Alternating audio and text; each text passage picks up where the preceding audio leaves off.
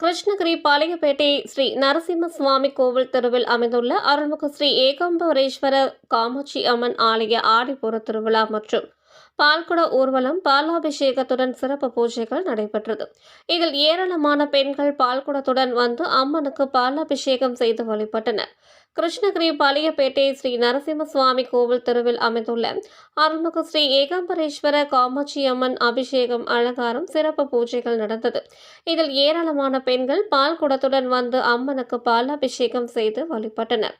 ஆடிப்புற திருவிழாவினை முன்னிட்டு நடத்தப்பட்ட இந்த விழாவில் செண்டை மேளம் முழங்க பம்பை வாத்தியங்களுடன் சிவன், பார்வதி, விநாயகர், முருகன் வேடம் அணிந்த பக்தர்களுடன் 100க்கும் மேற்பட்ட பெண்கள் பால்குடங்களை ஊர்வலமாக கொண்டு சென்றனர்.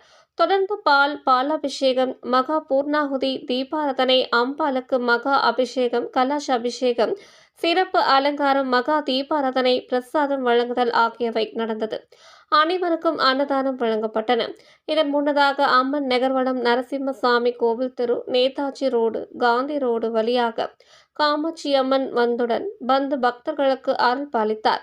இந்த விழாவை தர்மகர்த்தா, செயலாளர், நிர்வாகிகள், விழா குழுவினர், இளைஞர்கள், ஸ்ரீ காமாட்சி அம்மன் தேவஸ்தானம் டிரஸ்ட் மற்றும் விஸ்வகர்மா சமூகத்தினர் மற்றும் பல்வேறு இடங்களில் இருந்து ஏராளமான மக்கள் கலந்து கொண்டு வழிபட்டனர்.